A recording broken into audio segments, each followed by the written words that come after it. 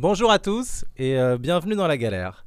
J'ai l'honneur de recevoir Sadek Drobi, enfin de recevoir, c'est plutôt lui qui m'accueille dans son super studio vidéo pour une fois.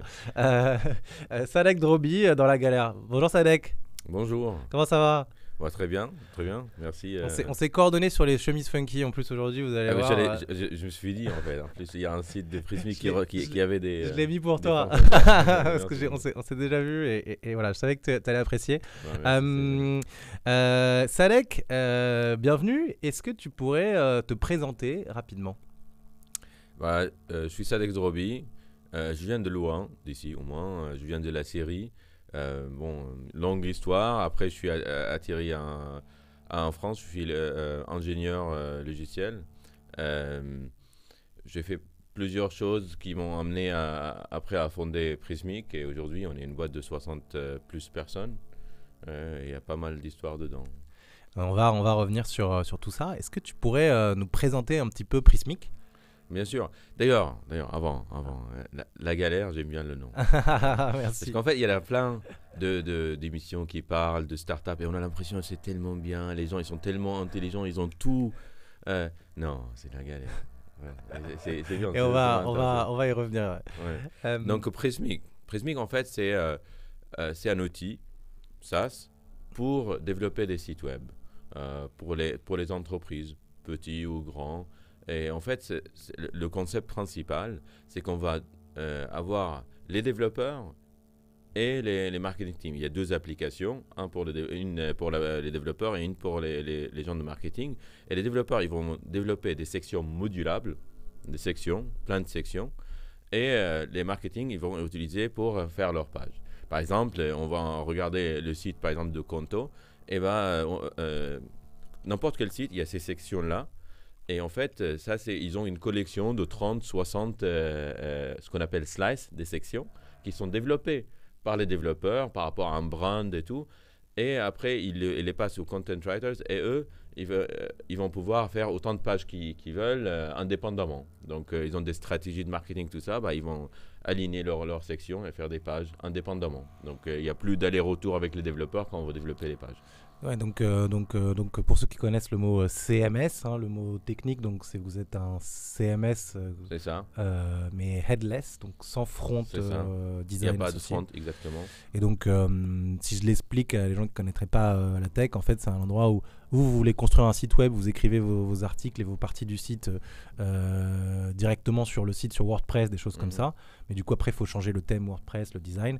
Là, avec Prismic, pour des sociétés un peu plus avancées en marketing, avec des équipes qui gèrent plein de pages de sites web un peu complexes, eh bien, ils peuvent, dans l'interface Prismic, écrire tout leur contenu de manière modulaire et ça va se répercuter sur le site automatiquement et C'est avec la bonne image de marque, le bon design décidé par C'est les exactement designers. ça. Et en même temps, comme tu dis, vu que c'est headless, les développeurs ils peuvent utiliser la techno qui les intéresse. Donc, que ce soit React, JavaScript, peu importe ce que c'est leur choix. C'est pour ça le headless, Ouais, la partie headless. le front, la technologie de design du site web peut être n'importe quoi, que ce Oui. soit du React ou n'importe quoi. Ils Mm. sont très libres. C'est un projet un petit peu technique, puisque en fait, ce que vous vendez, c'est un peu une API aussi, en Voilà. quelque sorte, Oui, tout à fait. avec un back-office. Mais on reviendra sur les détails de tout Pas de ça problème. en long et en large. Sadek, est-ce que tu peux nous raconter un petit peu comment t'es venu à la tech? C'est quoi ton parcours? Tu viens de Syrie, Alors, donc ouais. est-ce que tu as monté tout ça en Syrie? En fait, non. Donc en série, comme un enfant, j'étais très intéressé par l'ordinateur. À l'époque, c'était assez tôt. J'ai eu comment ça s'appelle? Sinclair Spectrum. C'est un clavier, ça ressemble à un clavier, mais c'est un vrai ordinateur qui a plein de capacités. Et à un moment, le jeu, il s'est arrêté. Il y avait un bug et j'ai vu le code, j'ai dit c'est quoi ce truc, il y a plein de textes qui ressemblent à rien et j'ai vu qu'il y avait un petit livre et je commençais à comprendre et à faire des programmes, ça c'était fascinant pour moi. Et après, je suis allé en Arménie 6 ans pour C'était quand tout étudier. ça? J'avais peut-être, je sais pas, 12 ans, 10 ans, un truc C'était comme en ça. quelle année? C'était Honnêtement, c'est difficile ça, c'est le début, hein, c'est vraiment, c'était tôt. c'était Je pense que j'avais 10 ans, donc on va revenir 30 ans en arrière. un train, ouais, ok. Et, euh, et après, je suis allé en Arménie quand j'avais 18 ans. Donc ça, c'est quoi? Alors, il y a 20 ans, ouais, ouais, à peu près, un peu plus, 22 ans. Et là, je suis allé en Arménie pour faire 6 ans d'informatique, justement, d'ingénierie. C'était, voilà, l'informatique, c'était mon truc. Honnêtement, c'était facile. Alors, je me suis pas dit qu'un jour, je vais fonder une boîte et être entrepreneur et tout ça. Et après, je suis venu en France. Et en France, bon, les choses sont... Je travaillais dans une agence et tout. Et après, j'ai changé d'agence. Et là, en fait, j'ai eu une opportunité de développer un framework web. Et il y avait un framework web qui déjà existait. Et on voulait faire une version 2 qui change beaucoup, qui va introduire un concept qui s'appelle la programmation asynchrone. Et ben, on l'a fait avec, à l'époque, Guillaume Bord. C'est quelqu'un de super talentueux. Et on l'a sorti. Et en fait, il y a eu beaucoup d'entreprises qu'on connaît aujourd'hui, très réussies, qui ont utilisé le framework. Je suis allé à San Francisco et à Mountain View pour aider LinkedIn, Twitter et plein d'autres boîtes à installer le framework. Mais c'était open source. Ok, donc ça c'est là, tu as retracé toute ton histoire de développeur Voilà, pur, disons, au début. En Arménie, à ce moment-là, si on revient un petit peu là-dessus, il y avait beaucoup de développeurs. Enfin, toi, tu as dû convaincre ta famille de partir pour faire développeur et tout. En fait, est-ce que c'était facile moi, c'était un échec pour moi. En fait, le problème, c'est ça le problème en fait, de famille. Ils nous aiment un peu trop et des fois, c'est n'importe quoi. En fait, pour eux, ma famille, j'étais le génie pour eux. Sadek, machin, tout ça. Et ils avaient tellement d'attentes de moi. Et là, au bac, j'étais moyen. J'avais un score moyen. En fait, si c'était vraiment 0, ce sera spécial. Non, c'était moyen. Et moi, j'étais oh là là, je suis une déception, c'est incroyable. Et les gens commençaient à dire, ah oui, mais en fait, c'était vraiment une déception, Sadek et tout ça. Et moi, j'avais tout noir autour de moi. C'est pas possible. Tout le monde croyait à moi et là, plus personne croit en moi. Et là, il y a mon père, en fait, il voyait ce truc informatique, ça m'intéressait et tout. Il m'a dit non, moi, je veux t'envoyer quelque part pour étudier. Parce qu'en série, je peux pas, en fait. Si j'ai un score bas, c'est fini. Je vais étudier autre chose. L'informatique était réservée à des scores. Ouais. Avec le bac. Là, okay. et je pouvais rentrer dans l'art. La galère commence, donc. Et il m'a envoyé en Arménie. Et honnêtement, je ne l'ai jamais dit, mais l'Arménie, j'ai traîné. Vraiment, oh là là. C'était bien pour moi, parce que c'est une séparation de ma famille. Donc là, il fallait que je me retrouve qui je suis, parce qu'avant, je vivais sur ce qu'eux disaient sur moi. Et là, c'était un de Canva, et il fallait que je me définisse, c'est qui moi. Et je suis passé par plein de phases, je traînais, en fait. La programmation, c'était assez facile pour moi, donc je rentre dans l'examen. C'est une école spécialisée d'informatique ? Dans l'informatique, oui. Okay. Mais il y avait des matières où c'était un peu la galère parce que j'allais pas en fait. Je croyais que c'était trop facile. Et petit à petit, je commençais à me définir, à savoir ce que je veux. Et en fait, vers la fin, voilà, c'était un peu mieux. Mais je me rappelle, en fait, mon père, il me donnait, je pense, $1000 voilà, c'est ça, pour l'année. Je le dépensais en 2 mois. J'étais dans les cafés, dans les trucs. Je dépensais, oh là là, l'argent. Et après, j'y vivais genre 8 mois sans rien. Vraiment sans rien. Parce que je n'osais pas lui dire j'ai tout dépensé. Et enfin, c'était une gestion n'importe quoi. Mais en fait, je pense que c'est ce genre d'expérience qui m'ont appris à gérer un peu mieux quand j'ai un budget. Peut-être, je sais pas. Peut-être, ouais. C'est les débuts de la comptabilité d'entrepreneur. Ouais. C'est exactement ce qu'on fait quand on lève de l'argent avec un VC. On crame tout en 2 mois et après on n'a plus rien pour les 8 mois qui restent. Non, je rigole. Faut surtout pas faire ça. Mais en fait, aujourd'hui, on a l'image contraire. On en parlera, mais on a l'image contraire. Quand on parle avec les VC, c'est le contraire. Ils nous disent vous voulez pas dépenser un peu plus. C'est ça en fait. Vraiment. Et l'entrepreneur il cherche non, attends, plus prudent. c'est quoi l'investissement? Ok, top. Et donc l'Arménie, donc tu finis quand même ton diplôme, peut-être aussi avec mention un peu mieux en informatique. C'était très bien, avec une bonne mention. Et en fait, ça m'a aidé le côté programmation parce que j'ai commencé tôt, je connaissais bien, donc ça m'a aidé énormément. Et là, pourquoi la France Comment t'es parti? Parce que j'avais un super plan. Non, c'est pas vrai. Non. En fait, il y a une fille. Vraiment, c'est vrai. En fait, la réussite, je sais pas, des fois, ça se trace. Une fille que j'ai rencontrée en Arménie, 1 semaine seulement. Elle était là 1 semaine en Arménie. On s'est rencontrés. Elle est partie en France. Et elle m'a aidé à venir. Et aujourd'hui, c'est ma femme. Ah, belle histoire. Donc, d'accord, c'est ça l'histoire. J'aurais pu dire, non, j'ai fait... Non, t'as suivi le destin. Et en fait, pour moi, la France, c'était pas mon truc. honnêtement. Ouais, Moi, c'est les particulier. États-Unis. Moi, j'étais, ah ouais, c'est là, je dois aller aux États-Unis. En plus, ma soeur était là-bas et tout. Et quand je suis arrivé en France, pour moi, c'était pas le pays de réussite. C'était pas, j'avais pas une le image. fromage et les châteaux forts, quoi. Ouais, c'était les Français. C'est un peu entre les très réussis et les très au milieu, tu vois. Ouais, c'est pas vrai. Non, mais vraiment, aujourd'hui, j'apprécie tellement la sophistication des Français. Parce qu'avant, on le voit pas de l'extérieur. Ouais. Mais j'apprécie énormément ça. En fait, je me définis pas comme. Bon, bien sûr, j'ai le passeport français, tout ça.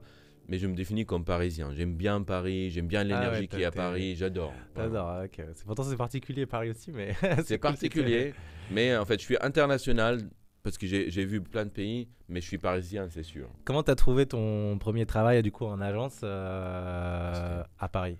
Oh là là. Je me rappelle, on passait partout. On envoyait, avec justement ma femme, à l'époque, ma copine, avec un CV et tout. Personne répondait. Pour réparer les ordinateurs, j'étais bon en réparation. Non. Des trucs de programmation, des agences. McDo, ils m'ont pas accepté. Mais c'est incroyable. Et j'ai fait une lettre Pour de faire motivation. Non, pour servir. savoir. Ils Pour t'ont pas juste être accepté. McDo. Oh là là, Et ils m'ont l'enfer. pas accepté. Ah Maintenant, là je là. comprends pourquoi. Parce que dans la lettre de motivation, ce que j'ai dit, j'aime bien travailler chez McDo parce que j'aime bien observer les gens. Honnêtement, tu es manager chez McDo, tu dis non, lui je prends pas. Il est bizarre. Il va regarder, il va observer les gens. Moi, je veux quelqu'un qui travaille. Tu vois. Donc, non, c'était pas la bonne chose. Et après, il y a quelqu'un qui m'a pris, une toute petite agence qui s'appelait Solsikia à l'époque. Maintenant, je pense que ça s'appelle Le Monde qui change. Pourquoi Et, ils t'ont pris? et en fait, le gars, il y avait son manager qui a regardé le CV. Il a dit non, on prend pas. Lui, regarde, il parle même pas français. Ah, parce que Et tu il parlais vient pas français. il vient de la Syrie. Bien sûr, tu parlais pas français. Non. Donc tu non. parlais anglais? Je parlais anglais très bien parce que ma mère est prof d'anglais. Je parlais pas français. Ok, d'accord. Et Ça, c'est compliqué en français. à l'époque surtout. Maintenant, c'est beaucoup mieux. Hein. Il y a beaucoup de gens qui parlent anglais. Honnêtement, c'est beaucoup plus facile. À l'époque, je sors de l'aéroport, je veux sortir. Et en fait, il n'y a pas d'exit. Et en plus, c'est vert. Partout dans le monde, c'est rouge. Rouge, tout sort. Je sais pas, c'est ça qui est mon habitude. Mais là, il y avait pas de signe. J'ai dit aux gens, comment je vais sortir? Et ils me disent, non, On va pas c'est quoi, parler. non? Non, j'exagère un petit peu. Ouais, pour- déjà un pour- peu, mais- bon, mais- c'est bien. non, et donc, c'était quoi la question? Comment Pourquoi ils t'ont accepté, du coup? Donc, en fait, il me disait, voilà, j'avais ce CV, et le manager, il voulait pas le prendre, et lui, il a dit, si ce CV, il regarde les détails dedans, il dit, si ce CV arrive chez nous, c'est parce que le gars, il galère, parce que tout le monde fait le même jugement que toi, je veux le voir. Sympa. Et en fait, donc j'arrive, tout ça, il me prend, c'est quelqu'un de visionnaire, en fait, j'adore cette personne. Et, et, euh, en fait, c'était à la Madeleine. Et donc, on commence à travailler ensemble. Et il y a deux anecdotes qui sont très Il t'a pris rigolantes. il t'a pris en stage ou il t'a pris Un direct? stage, Il t'a pris donc. Ok, Un il t'a pris stage. En fait, Fin à l'époque, d'études, je faisais des études à Dauphine. Ah, t'avais réussi à choper un master ou Un un master truc? à Dauphine, c'était Ok. un master en anglais à Dauphine. Ok. Il y avait une galère aussi là-bas. Donc, juste pour dire, en fait, à Madeleine, c'est super cher. Ouais, à l'époque, j'étais pour acheter stagiaire. à manger et tout. Et une salade. Une salade, en fait, qui est petite, qui fait rien. 15 euros. Moi, j'ai 15 euros. Je peux pas dépenser 15 euros. Tout mon truc, c'était 300 euros. Tout, le mois. C'est 300 euros. Comment je peux payer? Et en fait, j'allais jusqu'à, comment ça s'appelle? Quick, à l'époque. Et là, ça n'existe plus, je crois. Et Acheter le burger à 1 ouais. euro. Voilà, en fait, avec le truc étudiant, et j'avais 2 burgers, j'étais super content à Saint-Lazare. Donc voilà, c'est. Et une autre chose, en fait, c'est que je savais pas vraiment beaucoup. J'avais beaucoup de théories dans ma tête, mais la pratique, je n'avais pas assez. De la programmation? De la programmation, de la pratique, Ouais, de vraies d'accord. applications, je ne faisais pas. Et à chaque fois, il me disait un truc, et lui, il me rappelle maintenant de ça. Et je dis, si quelqu'un dans le monde sait le faire, bah, je veux savoir le faire, je vais le trouver quelque part. Et lui, ça le faisait marrer. Mais en fait, c'est ça. Hein. Il y a un moment, Ouais. bon, est-ce que quelqu'un sait le faire? Est-ce que c'est faisable? Oui. Et ben, ça va me prendre un peu de temps, mais je vais apprendre comment faire. Exactement. C'est ça toute la mentalité de développeur. Ouais, c'est ça. Au début, tu sais rien, Ouais, mais tu tu te sais débrouilles. bien chercher. Tu sais bien chercher, c'est ça le truc. Et au fur et à mesure, tu progresses, tu sais mieux chercher. Ok, donc là, c'était ton premier stage dans cette agence. Ouais. Euh, J'ai continué T'as avec eux. continué avec eux sur des projets de quel type du coup? Informatique classique, développement de Le site site web, web, développement de site web et back-office. et back office. Donc c'était pas encore l'ère des applications et tout ça. Non. C'était vraiment des C'était sites des web. sites web, des bonnes marques, Et il fallait développer le back-office et le... Et à l'époque, j'ai fait un petit CMS parce qu'on est développeur, hein, on se contente jamais de prendre un outil. Et donc, j'ai développé mon propre back-office. Et je me rappelle, en fait, je travaillais... Vraiment, ils étaient patients avec moi quand même, ces gens-là. Parce que j'ai travaillé pendant un mois sans montrer zéro résultat. Je dis, t'inquiète, ça va le faire. Et après, je fais, tata, tout est fini.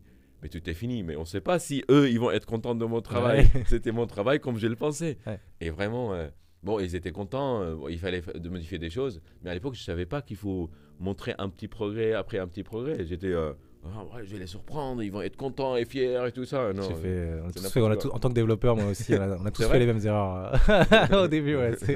C'est un art d'apprendre à développer, c'est un art d'apprendre à communiquer autour de ce que tu développes.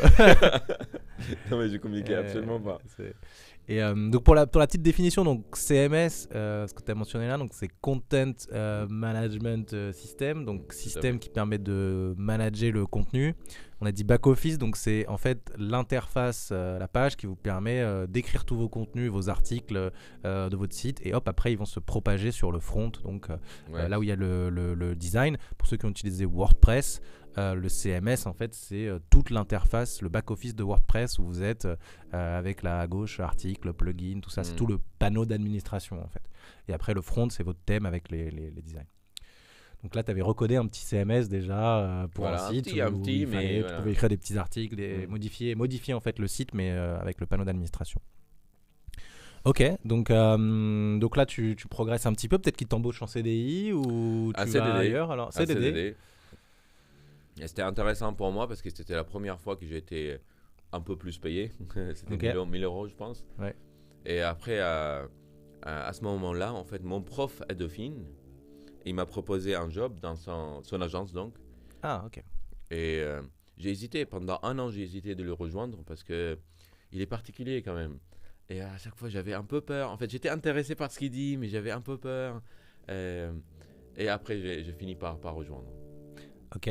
Et donc là, tu as rejoint une agence un peu différente ou c'était le même style? C'était agence digitale? C'était un peu plus grand. Okay. C'était un peu plus dans l'innovation, dans les...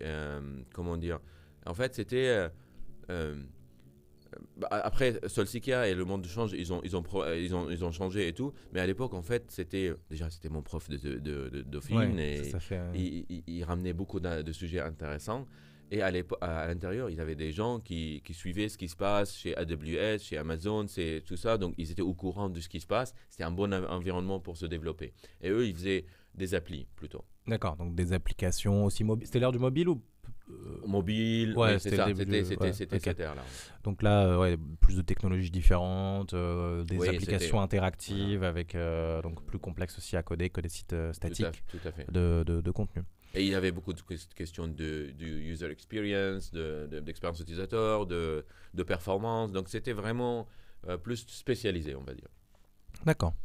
Et donc là, tu nous as dit que dans ce nouveau contexte, donc là, tu es développeur payé bien, à faire des projets intéressants, et là, tu es amené à travailler sur un premier projet à toi, en fait, un petit peu, qui était un framework open source, c'est ça? Donc, ils avaient lancé Guillaume Bord, à l'époque, avec bien sûr Habib et toute la boîte, ils ont lancé un Play Framework. Play Framework, c'était un framework qui est pour le web, au-dessus de Java, langage de programmation. Et pour faciliter le développement avec Java pour les sites web, parce qu'à l'époque, c'était vraiment difficile. Ouais. Ils se sont inspirés beaucoup de Ruby on Rails. À l'époque, c'était très connu et c'était assez facile. Et ils se sont inspirés pour rendre Java ou plus... c'est technique, mais voilà, pour le rendre plus... Donc voilà, tu connais. Pour ceux qui ne connaissent pas le mot framework, donc un framework de développement, c'est une surcouche qu'on va créer au-dessus d'un langage de programmation. Un langage de programmation, ça peut faire plein de choses. On peut tout programmer, disons. Vous connaissez sûrement Java, JavaScript, C++, des choses comme ça. Et un framework, c'est une surcouche qui va permettre d'aller plus vite avec ce langage dans un domaine précis. Donc là, en l'occurrence, le développement de sites web ou d'applications. Exactement. Pour prendre des décisions comme ça, il y a un peu de rail, on n'est pas complètement perdu. Qu'est-ce qu'on fait? Ça évite de redémarrer toujours de zéro. En une ligne, tu peux faire grâce au framework, ce que tu dois faire en 150 lignes ou 200 lignes si tu recodes tout de zéro et où tu vas faire tes propres erreurs, tandis que le framework, du coup, il t'évite de faire un certain nombre d'erreurs. Ils font quand même pas mal de décisions déjà pour toi et voilà, ils ont des outils qui sont disponibles. Donc et l'open source, c'est le fait de le mettre en ligne sur une plateforme et que le truc soit un peu gratuit. On va parler de la licence. Peuvent contribuer aussi. Voilà. Tout le monde qui l'utilise peut contribuer, régler des bugs, proposer des améliorations à travers toute la planète en ligne. Donc c'est un projet à destination. La cible, c'est des développeurs. C'est les développeurs. C'est des développeurs Java qui voudraient développer des sites web plus vite en utilisant Java. Exactement. Exactement. Et là, c'est à ce moment-là. C'est le moment où on a commencé à avoir dans le web ce qu'on appelle tout ce qui est asynchrone et des appels. Donc, à l'époque, ça s'appelait Ajax. Donc, c'est le fait qu'une page web peut être interactive sans complètement se rafraîchir. Parce qu'avant, on clique un bouton, toute la page devient blanc et après, elle revient. Tout à fait. Et c'était un peu lent. Et après, c'est à ce moment-là où on a commencé à avoir des interactions qui ne font pas tout rafraîchir. Et pour ça, il fallait un framework derrière qui supporte ça. Et moi, j'étais super intéressé par la technologie derrière qui s'appelle Asynchronous Programming et les concepts. Et ils m'ont dit, tiens, on peut faire une version 2 majeure de framework. On refait tout complètement. Et on a refait... il avait déjà la version 1, c'est ça? Il avait la version 1, mais on a refait complètement à zéro. Donc, on est repassé de zéro et on a refait le framework avec cette idée de programmation asynchrone. Donc ça, c'est effectivement un paradigme qui aujourd'hui nous paraît très classique. En gros, vous êtes sur la page Facebook, sur le site web. Quand vous voulez écrire un commentaire, typiquement sur un post, vous écrivez votre commentaire et hop, le commentaire apparaît instantanément sur le post. Et si quelqu'un d'autre est en train d'écrire un commentaire, vous allez voir 3 petits points, machin est en train d'écrire un commentaire sur le post. Donc en fait, c'est à l'intérieur de la page qu'il y a des éléments vous pouvez éditer, poster, s'afficher, qui apparaissent sans que la page elle-même de Facebook toute seule se recharge. La vraie page, vous n'avez pas appuyé sur le bouton refresh du navigateur. Et donc ça, maintenant, c'est quelque chose de très classique. Mais à l'époque, c'était le début de cette technologie. Parce que les ordinateurs sont devenus plus puissants, les navigateurs sont devenus plus puissants et Internet qui est devenu Internet est devenu aussi beaucoup plus rapide. Et donc on peut faire tourner des petits bouts de code en JavaScript pour faire ces appels-là directement dans la page. J'aime bien tes petites explications. Ouais, chez Olivier, qu'on est sur un sujet un peu technique de dev, je préfère être pédagogique. Tu simplifies bien les concepts. Merci. Et donc ce framework effectivement qui attaque un nouveau marché en fait, si on parle en termes de marché, parce que les développeurs avant ils utilisaient, donc tu as mentionné Ruby on Rails qui était un gros framework qui a eu un gros succès dans les startups dans les années 2012. Après cette nouvelle techno est arrivée et patatras, on s'est rendu compte que Ruby on Rails n'était pas bien du tout pour faire ça. Enfin ils ont fait des plugins pour le rajouter, etc. Node a pris c'est à l'époque de marché. Quand Node apparaît, nous on est apparu. Et donc vous avez lancé la version Java, donc pour les programmeurs Java de cette techno en espérant prendre des parts de marché. Donc en fait la version 2 ça ciblait Java et Scala. Scala c'est un langage de programmation fonctionnelle qui est maintenant utilisé beaucoup pour le data, mais à l'époque c'était super intéressant pour cet aspect de programmation asynchrone, parallèle, concurrent, voilà, tous ces aspects-là. D'accord. Et Scala ça ressemble à Java, non? Ou c'est vraiment un départ de Java, mais qui met beaucoup de concepts de programmation fonctionnelle. En fait, beaucoup ont essayé d'évoluer Java à l'époque. Là, ça a beaucoup évolué, mais à l'époque, c'était un peu bloqué. Et en fait, ils ont dit, OK, bon, on arrête d'essayer là-bas. On va faire une autre langage de programmation qui s'inspire de Java, qui en fait s'exécute sur le moteur de Java, mais qui propose d'autres fonctionnalités dans le langage. Effectivement, Scala est vachement apprécié aujourd'hui en data et pour pas mal de choses. Il est un petit peu différent en termes de langage de programmation. Donc, OK. Donc, vous aviez 2 langages dans votre framework. Mais le truc, c'était de dire, OK, c'est la programmation asynchrone, c'est pour ce genre d'application. Et on a eu beaucoup de réussite de ça. En fait, quand on l'a sorti, on a eu des contacts de partout dans le monde, en fait, surtout à l'international. Et on a dû... moi et Guillaume aller un peu partout dans le monde pour justement faire des conseils et travailler avec des équipes. À l'époque, LinkedIn, c'était le début, c'était une start-up et tout. On est allé à LinkedIn ils ont utilisé Play Framework pour tout leur front-end, tout. Ils ont refait tout Donc un Play Framework. Une des premières versions de LinkedIn était entièrement faite avec le Play Framework. Une des premières. En fait, la première, c'était pas ça. Ils ont voulu changer parce qu'ils voulaient rajouter ce côté interactif. Et c'est avec Play Framework qu'ils l'ont ramené. Et je suis allé chez Intel, chez Twitter, chez plein d'autres boîtes, justement pour Play Framework. Et donc toi, tu avais fait quoi? Tu avais fait l'architecture du projet, ensuite tu développais les fonctionnalités, et Voilà, ensuite c'est tu ça. faisais l'éducation des développeurs sur le sujet. Absolument. C'était quoi l'intérêt business pour vous en tant que boîte de faire ça? Pourquoi on se lance dans un projet open source qui est par définition, enfin, souvent gratuit? Est-ce qu'il y avait un business model ou pas du tout? Parce que... En fait, c'était une boîte de techno. Singularity, à l'époque ça s'appelait Zenexity, après Singularity. C'était une boîte de techno et c'est avec cette connaissance techno qu'on trouvait des clients. Habib, après, avec toutes les innovations des frameworks développés maison et la connaissance de tout ce qui se passe dans le monde, il va chez les grosses boîtes et il va aller dire voilà, on peut complètement changer votre stack, vous rendre plus efficient ou vos applications beaucoup plus interactives parce qu'on connaît la technologie, on a même dans la technologie. Donc, qui est utilisée par LinkedIn. Voilà, donc, voilà, exactement. Ou Twitter. Ouais. Donc effectivement, tu crois l'agence qui a développé la techno elle-même utilisée par Twitter pour faire des applications interactives, quoi. Ok. Donc mais il fallait être, je pense, il fallait être un peu long terme, un peu visionnaire pour faire ce genre de stratégie, parce que investir autant d'argent. C'est combien de temps de développeurs c'est énorme. Tu travaillais déjà t'étais à mi-temps sur ce truc-là? Non, on était plein temps. Moi et Guillaume. Plein temps sur le framework? Moi et Guillaume. Ah ouais, donc Guillaume, il faut savoir que c'était un génie, le gars. Son développement, j'ai jamais vu quelqu'un aussi productif et qui peut toucher à tout comme lui. Jamais. Jusqu'à maintenant, j'en ai vu des développeurs.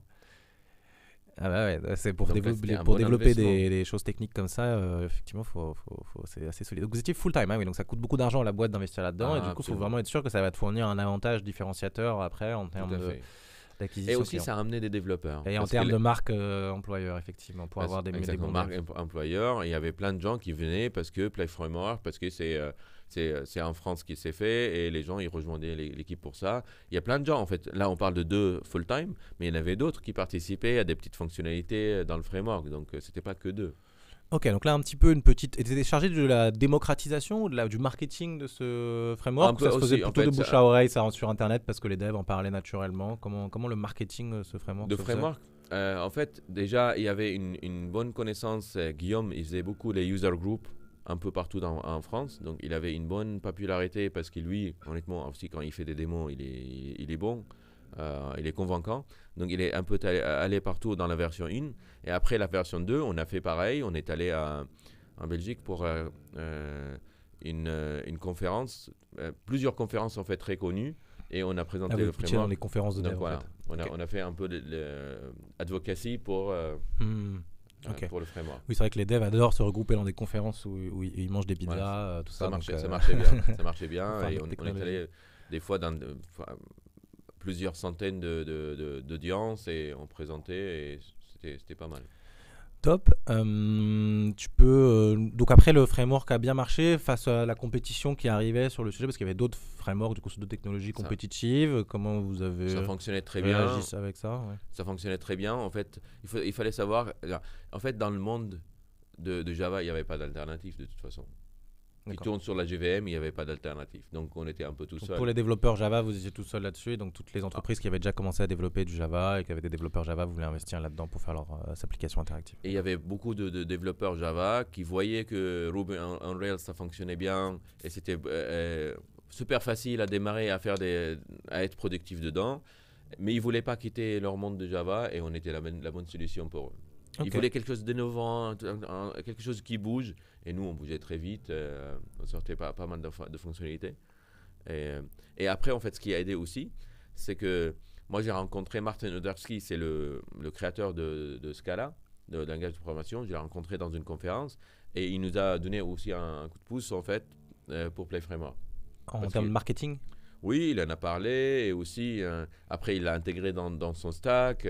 Ça faisait partie c'était le choix ça s'appelle l'entreprise qu'ils ont fait, ça s'appelle TypeSafe et le framework qui parle de quel il parle dans la page, c'était Play Framework. D'accord, donc le gars qui a carrément inventé le langage lui-même, donc encore plus smart dans la hiérarchie des développeurs, quoi.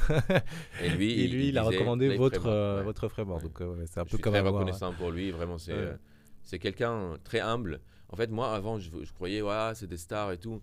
honnêtement, ces gens-là, ils sont très humbles et ils écoutent. Moi, quand ils m'écoutent, moi, alors lui, il a inventé un langage, il a inventé plein de choses avant, il a travaillé sur Java.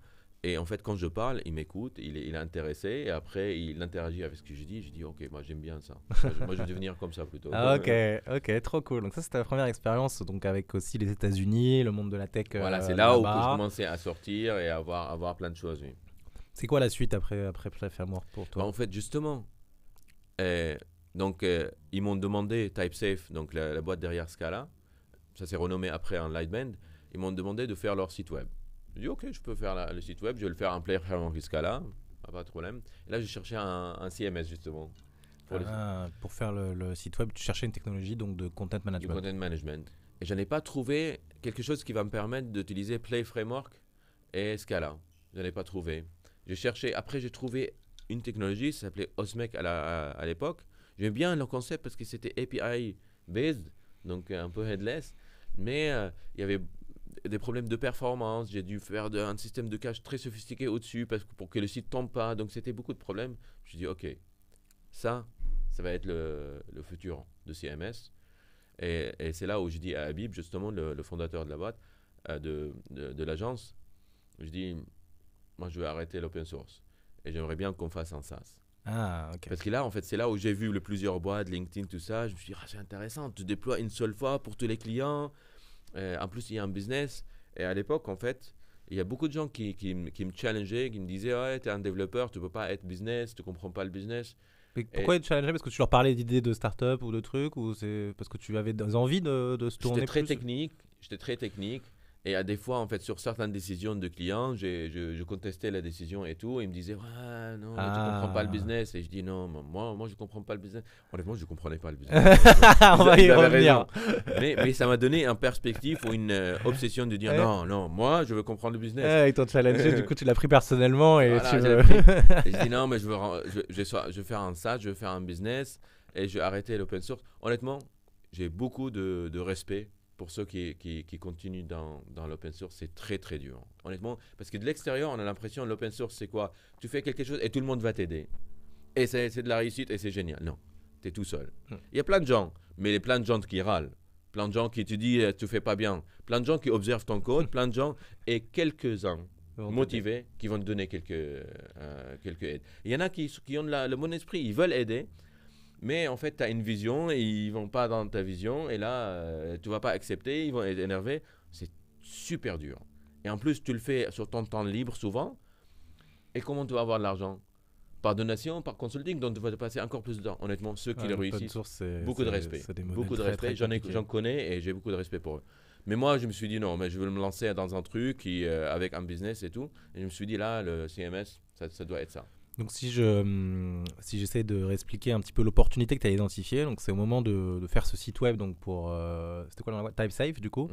Il fallait leur faire un système de content management, mais en fait les stacks, les outils existants pour faire du content management, c'était des choses assez intégrées en fait. Si vous pensez à WordPress, vous installez WordPress, vous avez le panneau d'administration, mais après pour faire le front-end, le design, vous êtes obligé de trouver un thème qui s'intègre dans le langage de WordPress, donc PHP, etc. Ouais. Voire déjà vous codez votre propre thème, mais du coup c'est forcément du PHP. Il n'y avait pas de décorrélation entre le panneau d'administration du contenu et la technologie que vous pouvez utiliser pour faire le design des pages et leur intégration au système, quoi. Vous étiez vraiment bloqué dans le système de WordPress qui historiquement, pour ceux qui ont utilisé WordPress, c'était juste en plus un seul. Vous publiez des articles, donc tu publiais...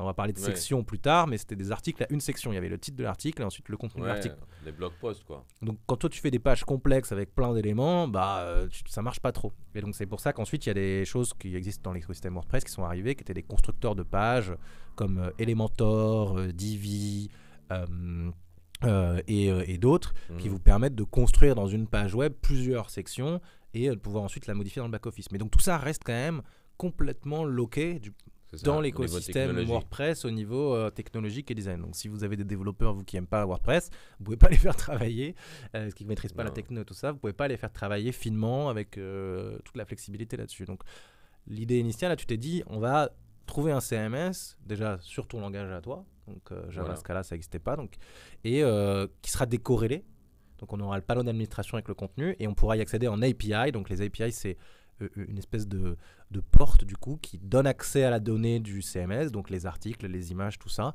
Elle sera appelée en données brutes, et après on peut les travailler avec le langage qu'on veut. Voilà, et le développeur pourra travailler, faire le front qu'il veut, faire l'interactivité qu'il veut sur cette donnée en fait. C'est vraiment une vision. Toi, tu fais l'interface pour que les marketing puissent écrire la donnée, et après les développeurs peuvent l'utiliser comme ils veulent avec via cette API. Donc ça, c'est un peu l'idée de base, qui émerge à ce moment-là. Sur un client, donc un client, tu as le problème, tu te dis... Voilà, on va faire un truc. Est-ce que tu savais s'il y avait d'autres clients que tu t'es dit, ce problème-là, il peut être un peu partout? Comment tu as validé le fait que Absolument pas validé. En fait, j'ai travaillé avant dans une agence, j'ai fait plusieurs projets, et c'était toujours embêtant pour moi de dire, OK, je suis loqué dans la technologie. Donc j'avais essayé de résoudre ça à l'époque dans l'agence où j'étais au début. Donc je pense aussi ça m'a permis de comprendre, OK, il faut autre chose, il faut quelque chose de séparé. J'ai vu qu'il y avait ce produit-là et je me suis dit, c'est ça. Et en fait, aussi, c'était un peu à la mode, API, ou en fait, à l'époque, c'est quoi? C'était Stripe pour les paiements par API. Il y avait plein de choses qui sortaient, qui sont par API. Donc, c'était un peu à la mode de sortir des plateformes avec API. C'était le début d'AWS à l'époque, donc la grosse plateforme d'Amazon qui a dit l'innovation, c'était de dire, en fait, pour chaque service que les développeurs recodent individuellement, donc avoir une machine, configurer ça, etc., on va faire plein de petits services en ligne accessibles en quelques clics où je vais pouvoir configurer la brique et l'utiliser avec une API. Et à l'époque, en fait, j'ai vu un keynote de CTO de Amazon où il sortait justement ces services-là. Il parlait que le monde va devenir API-based, tu vois. Et c'était à QCon, c'est une conférence qui se fait à Londres et à San Francisco. Et c'était super inspirant parce que tous les talks, en fait, quand tu émerges dans une conférence comme ça, tu commences à connecter les choses, tu te dis, wow, ah oui, c'est vrai, ils ont raison, le monde va changer de cette manière. Et là, tu prends l'opportunité. Est-ce qu'il y avait un intérêt? Il fallait faire une étude de marché? Non, je fais rien de ça. Justement, comme j'ai dit, en fait, dans le business, j'étais pas dedans, en fait. Moi, j'étais développeur, je voyais une opportunité, j'étais convaincant. Je pense peut-être c'est une des choses qui sont le plus important pour un entrepreneur, c'est être motivé aussi. Motivé, convaincant. Je dis non, c'est ça on doit faire et tout. Et on s'est lancé, quoi. Donc là, vous avez réussi à convaincre le boss de la boîte, voilà, que vous alliez développer donc ce système de content management déjà arrêter de développer activement sur Play Framework, sur lequel on a investi énormément, et commencer quelque chose de zéro. Avec les mêmes personnes ou avec d'autres personnes? Avec la même personne. Oh là là, donc il n'y avait plus personne pour Play Framework Non, moi et Guillaume, on part sur ça. Ok, donc là, comment il vous a donné les clés du camion comme ça? Comment vous l'avez convaincu? Comment ça s'est passé pour convaincre? En fait, ça s'est passé peut-être un mois ou deux. On parlait déjà, j'essayais de convaincre Guillaume, de dire c'est une opportunité, le SaaS. Il me dit oui, c'est vrai, le SaaS et tout ça. Et petit à petit, après, je pense que lui aussi, en fait, il voulait voir autre chose que l'open source. Et après, on est allé à Bib. C'est Guillaume qui a parlé d'abord au boss. Et il a dit OK. En fait, je sais pas, il me faisait confiance. Honnêtement, je comprends pas. Parce que maintenant j'ai ma boîte et tout. Je dis, quand même, il est balèze de pouvoir me faire confiance à cette époque-là, tu vois. Mais il voyait quelque chose, je sais pas. Il nous faisait confiance et il a dit OK. Et plein temps, donc temps plein, deux personnes, on fait que ça. Okay. Et en plus, avec un designer et tout, donc il nous donnait aussi plus de ressources. Et il voyait une opportunité dedans. Ok, donc là, comment vous êtes lancé? Vous êtes allé contacter des clients potentiels pour voir si ça les intéressait? Non, ou vous avez fait non, POC, on y va, on fait. donc, POC, Proof of Concept, donc ça veut dire vous avez développé le truc. Voilà, 6 mois. Vous avez fait le design, 6 mois, le design et le code. On sort un produit. Honnêtement, ça aurait été pas fait en 6 mois sans Guillaume, à chaque fois je le dis, parce que vraiment c'est un génie de code, de design, d'infrastructure, de tout. Et en fait, moi j'étais sur certaines parties de code, côté storage, donc côté stockage de données, côté architecture, plein de choses comme ça. Et Et en 6 mois, bah, le produit il était fini. On était prêt pour le sortir et voir s'il y a des clients. Trop bien. Et donc là, comment Mais vous avez fait? il n'y avait pas de clients qui attendaient. Et donc là, comment vous avez fait? Bah, on le présente à une grande conférence. Il faut payer ça? Comment vous avez eu la place On pour avait les présenter? contacts par Play Framework en fait. On Ah, avait vous déjà étiez un peu des rockstars quand même dans on le était milieu connus, des on était développeurs. connus, Vous on a étiez dit on connus, a un ouais. truc qu'on va annoncer, c'est un énorme truc et tout. D'accord. Donnez-nous un talk et on va le présenter. Ils nous ont Et- donné un bon slot. Et vous étiez à ce moment-là adressé qu'à une technologie, donc les développeurs Java, Non, c'était Scala? par Là, API. donc là, ça marchait pour n'importe quelle techno. Bah pour oui, le coup. c'est tout, Pour le c'était coup, toute ça marchait. l'idée. D'accord, donc il y avait un changement quand même. Je veux que les développeurs puissent Utiliser la techno qu'ils veulent. la techno qu'ils veulent. Oui. Ok.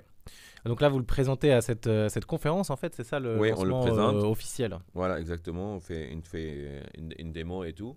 Et ça prend. Et on a eu des premiers clients qui ont cru. Par notre crédibilité, je pense, de Play Framework, ils ont dit, OK, bah, c'est les gens de Play Framework, on fait confiance. Et ils nous ont suivis. Et c'était quoi les clients, en fait? Qui est le client, là? C'est un grand groupe? En fait, au début, c'était, par exemple, Manitou. Et c'était, je ne sais pas si tu connais. Manitou, en France, ils font de la location de chariots élévateurs, Voilà, c'est c'est ça? ça. Ok. Et il y avait, on a eu Zalando, on a eu, en fait, c'était très différent. Il y a eu aussi des clients internationaux, il y avait des e-commerce, donc il y avait un peu de tout. Un peu de tout. Vraiment, c'est les développeurs qu'on connaissait, Donc c'est c'est les eux qui l'ont développeurs. introduit dans leur Ouais, entreprise. c'est en le gros. développeur qui faisait le choix, en fait. Le développeur, au moment il doit développer le site web de Voilà, il en Zalando, a marre il d'utiliser autre regarde, chose. il dit WordPress machin, ça me saoule. Paf, Voilà. je veux ces mecs-là, cette Et technologie. il n'y avait pas d'autre alternative. Donc le message était bien pour le développeur. Et en fait, je pense que la réussite, ça vient aussi de... En fait, je pense qu'il y a deux catégories d'entrepreneurs. Il y a une catégorie où tu as un pain point toi et tu fais une solution pour toi, mais tu es tellement, comment on appelle ça, relevant. Tu ressembles en fait à plein d'autres gens qui ont la même chose et ils vont être intéressés par ce que tu fais. Parce que tes souffrances, tes problèmes, bah, ils ressemblent à leurs problèmes. Et il y a une autre catégorie où ça passe plutôt par une étude de marché, par savoir ok, qu'est-ce qu'ils veulent de clients, c'est une autre méthode. Mais nous, c'était quelque chose qui était problématique pour nous et on voulait le Des résoudre. développeurs, Mais vous avez ça plein de ressemblait projets. à plein de tout ça. développeurs, donc c'est pour ça que les développeurs directement ils prenaient parce que ça ressemblait. Ok, top. Vous êtes allé jusqu'à combien de clients et combien d'argent qui est rentré à ce moment-là? Ça coûtait combien la solution? Honnêtement, c'était des petits prix, donc c'est toujours on fait les petits prix, mais c'était des 7 dollars par ticket, c'était pas rentable. Si c'est la 7 dollars question. par mois? Par mois, oui, Quelque chose comme ça. ou 10 ou 20, voilà, des trucs comme ça, parce qu'on a changé après le pricing, mais c'était des bien sûr, au prix comme début, ça, tu 20 sais pas. dollars par mois. Il y avait en fait une croissance sur le nombre de gens qui utilisent, mais vu que les tickets étaient petits, c'était pas forcément rentable. C'était sûr que c'était pas rentable. Jusqu'au moment, en fait, où Habib, il a beaucoup travaillé, et il nous a fait rentrer un super gros client. C'est je peux pas dire le nom, mais c'est la société d'assurance la plus la numéro 1 du monde en fait. Ok. Et il a fait rentrer. Je me suis fâché avec lui à ce moment-là. Pourquoi? Parce que en fait, alors déjà je valorisais pas son travail. Je voyais C'était pas. C'était le commercial de l'agence, c'était le boss de l'agence. Oui, et il faisait le commercial, Il faisait le des commercial. séminaires, et là il vendait notre technologie. Ouais, parce même, que vous vendiez peut-être pas à ce moment-là en fait. C'est pas vous qui vendiez directement. On parlait aux développeurs. On parlait aux développeurs Mais on dans des vendait- conférences non, et tout, mais oui. vous vendiez pas aux gros clients, Non. tout ça. Vous n'allez Non. pas démarcher Non, aux non, clients. non, Tout ça. c'est lui. Ça, c'est lui qui C'est faisait tout lui. ça, d'accord. Et sans nous demander quoi que ce soit, vraiment. Donc il a fait ça, et il a ramené ce client. Et après, et en fait, dans la discussion, eux, ils voulaient des trucs un peu custom. Donc un Ouais, peu, des trucs un peu sur mesure. un peu ok. sur mesure. Et moi, j'étais non, le SaaS, c'est pas ça. Moi, je suis dogmatique sur ce genre de non, le SaaS, c'est pas ça. Ça, il faut développer une seule chose pour plein de clients. Moi, je veux pas faire des trucs custom. C'est n'importe quoi. De toute façon, eux, ils comprennent pas. Et tout ça. En fait, ils avaient une belle équipe chez ce client-là. Et ils étaient intelligents. Et ça nous a permis, en fait, de faire une bonne implémentation. On a toujours refusé le sur-mesure. On n'a jamais implémenté de sur-mesure. Et ça s'est bien passé parce que lui aussi, en fait, il les a convaincus et tout. Et moi, donc voilà, il nous a ramené ce C'est très gros beau client. ticket. C'est vrai au client. C'était Parce un que gros ticket. plus tu as de volume de pages, plus évidemment tu payes cher. En fait, eux, ils l'ont pris pour tout leur site. Ah oui, d'accord. C'est une super décision. Et je pense qu'ils ne regrettent pas. Ils sont toujours avec nous. Mais le ticket, c'était plus que 300 K euros Par an. par an. Ouais, Donc ça c'était énorme. ça c'est du SaaS Enterprise, donc quand on SaaS vend un Enterprise. très très grand compte, Ouais, exactement. avec la qualité de service qui marche pas. Et du coup, là, la techno, donc là, pour arriver à ce premier gros client, là, vous sentez vraiment qu'il y a un marché, ça peut devenir rentable. Il n'y a pas eu de problème particulier sur le produit ou les trucs En fait, qui cassent et tout Je ça. pense qu'il y avait plein de problèmes, c'est juste on ne les voyait pas parce que Habib, il les gérait en fait à ce moment-là. Ouais. Et il y a un moment, il y a eu un clash entre moi et lui. D'accord. Parce qu'en fait, il y a eu un changement chez ce client-là. Et il y a un autre qui voulait encore des choses custom et tout ça. Et lui, il voulait prendre, pas de problème, on vous développe les customs d'or. Je dis non, jamais de la vie, je fais ça, machin, tout ça. Et après, il y a eu un clash, je dis bon, moi, j'arrête alors.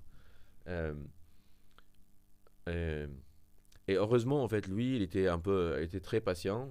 On a eu une discussion. Je dis moi soit je sors avec la boîte. Je dis en fait, honnêtement, moi, je veux maîtriser la stratégie de cette boîte. De tout, de A à Z, le financement, les clients, je veux tout maîtriser. Ouais, c'était de l'intrapreneuriat presque. Enfin, En fait, j'étais un peu, je pense, je me sentais que tout le monde me dit que je suis pas business. Et là, c'est le moment. Je veux monter en puissance là-dessus. Je croyais que j'étais bon en business. C'est comme ça, en fait. Des fois, on a une vision. Mais c'est ça qui nous permet aussi peut-être d'avancer. Et je dis, je vais arrêter. En fait, ce qui s'est passé, on est passé sur un truc très, très majeur. Guillaume a dû quitter. Le développeur avec toi. Voilà. Et donc, la moitié de l'équipe est partie. Et surtout, quelle moitié vraiment était important. Et pour des raisons personnelles, il a rejoint des boîtes super avec beaucoup de réussite. Et là on a eu peur. Okay, voilà. Qu'est-ce que ça veut dire? C'est fini ou quoi? Et là, je dis à Habib, en fait, moi, je veux une équipe maintenant. C'est une opportunité. Il part, ok, bah, je veux remplacer Guillaume. Il m'a dit, qui tu veux? Je dis, je veux un designer, je veux quelqu'un pour l'infrastructure, je veux un développeur et je veux un project manager. 4 personnes pour remplacer une personne. Mais je me suis dit, c'est une opportunité pour le rendre une vraie équipe plutôt que des personnes. Faire un nouveau départ, quoi. Un nouveau départ. Il m'a dit oui. Il m'a dit ok. Super. Et parce que aussi, je pense à cette époque-là, il y avait ce gros client, donc ça se voyait, il y a beaucoup de potentiel dans ce truc-là. Et lui, il commençait à le vendre partout dans ses séminaires, donc il voyait qu'il y a de l'importance donc à ce moment-là. Donc cette équipe-là, et après quand on a eu un peu le petit conflit, le clash entre nous, j'ai dit je vais sortir avec l'équipe. Donc en fait, je lui ai dit, je veux partir avec le produit. Et avec l'équipe, donc ils vont plus travailler pour lui, pour les comptes et tout, et je vais sortir avec. Pour que ça devienne ta propre boîte, quoi. Voilà, spin-off. Et je dis, je veux que toute l'équipe soit incentivée, avoir des parts dans la boîte. C'était dur hein, pour lui, je pense. C'est une sacrée décision. Enfin, il y a eu plusieurs choses en même temps qui ont joué dans notre faveur. Parce qu'il y avait aussi en même temps un achat qui est de cette boîte, de cette agence. Donc ça jouait à notre faveur et on a spin-off et il a gardé des parts dans la boîte. Donc ça, c'était le vrai départ d'entrepreneuriat, le vrai. Et on l'a appelé New Prismic parce qu'on a dit c'est un bon départ, un nouveau départ. C'est pas Prismic, le produit il s'appelait Prismic. On l'a dit, maintenant c'est New Prismic. Donc ça, c'est le départ. Trop bien. Donc là, vous vous lancez et là, c'est toi qui dois donc faire le commercial, faire la stratégie. Enfin, la stratégie de produit, tu la faisais déjà un peu, mais là, j'avais du coup, tellement de pression. En fait, j'avais lever des fonds peut-être aussi, parce que je sais pas s'ils vous donnent du cash pour payer les salaires. Enfin, qui paye les salaires au début, on a essayé de lever des fonds, mais... vous étiez déjà un peu rentable du coup, parce que vous avez un gros client, peut-être. En fait, on se payait pas des salaires. Il y a 3 entre nous, on se payait pas de salaire. On était un pôle emploi. Ok. Et le reste, ça payait des salaires. Et avec ça, on pouvait tenir. On pouvait tenir un an ou deux, comme ça. Et on se demandait, est-ce que je veux aller lever des fonds? Il y a plein de choses que j'ai esquivées. Parce qu'en fait, il y a eu aussi une proposition d'achat de Google qu'on a refusée à l'époque. Ouais. Ok. Oh là là, je me rappelle toujours, j'ai fait un appel avec... À ce moment-là? Donc dès le début? Juste avant le départ. C'est ça qui a commencé à basculer tout, en fait. Et il y Il s'appelait Dave Sobota. Le gars, je parlais avec lui, j'étais stressé, mais c'est moi qui ai parlé tout seul, en fait, parce que voilà, j'étais à l'aise en anglais et tout. Et, et on a enregistré, je pense que j'ai l'audio quelque part. Bah, c'est énorme, c'est énorme. Et je parle avec Dave Sobota. Et en fait, déjà, le gars, il est hyper humble. Il me met à l'aise. Moi, je me suis dit, c'est une négociation de trucs, je rentre, moi, ça. Allez, très calme, très truc. Et je dis, moi, il me propose un prix. Je dis, non, je veux le double. Machin, c'est ça, je ne comprends pas ce qu'il y a, tout ça. Il me dit, bah, écoute, le problème, en fait, c'est que si vous aviez des chiffres d'affaires qui justifient ça, ok, mais c'est là juste la technologie, tu vois. Ouais. Et je ne veux pas aller à Larry et lui dire, on va acheter une boîte qui n'a pas de chiffre d'affaires pour ça. Larry Page, Larry, mais en fait, c'était quelqu'un qui est je ne sais pas, mais voilà, moins un de Larry. Et moi, j'étais impressionné quand il parle. Mais il m'a mis tellement à l'aise et je me suis dit, ouais, ça, c'est des vrais entrepreneurs. Ça, c'est des vrais boss. C'est des vrais. Ça m'a inspiré énormément. Je me suis dit, je veux devenir celui-là. Parce qu'avec son calme, avec comment il me met à l'aise, moi c'est quoi un développeur qui a développé un logiciel, je suis très motivé et tout, j'ai beaucoup d'énergie. Mais lui, c'est Google. Et tu refuses donc. Et en fait, moi, j'étais partant. Mais on a discuté et tout. La décision finale, c'était non. Je dis, ok, pas de problème. De toute façon, on va faire un gros truc de ça. Pas de problème. Moi, j'y vais, il n'y a pas de problème. Et après, on a spin-off donc. Ok. Et donc là, tu te retrouves à un espace de coworking. C'était un ancien école. Et on avait une toute petite pièce, je ne sais pas, de 20 mètres carrés. On était 7 dedans. Ça va, on était l'un sur l'autre. Et je me rappelle, il y a Nathanaël, il est toujours là. Et c'est lui qui faisait l'école commerciaux. Des fois moi, mais souvent lui. Et il y avait de bruit et tout. Et le pauvre, il était dans le couloir en train de faire les appels. Et il y a des gens qui lui disent, mais arrête ça. Les autres équipes ou boîtes. les autres boîtes dans le coworking. Parler dans le couloir. Et lui, il est dans un call de sales et tout. Et il va se cacher à un endroit. Vraiment, c'était vraiment... Là, c'était une galère. Et il y a un moment, en fait, parce que c'est une vraie boîte. Et là, je commence à recevoir des lettres de l'URSSAF, de machin, tout ça. Et j'avais des lettres, je comprenais rien. Et en plus, j'appelle l'administration, ils répondent pas et je comprenais pas ce qu'ils doivent faire. T'avais aucun coaching en entrepreneuriat ou rien du tout. Je rentre dans le truc comme ça. Okay. Ah oui. Et je reçois les lettres et il y a un moment, un des développeurs, il est toujours là, Arnaud, et il me dit...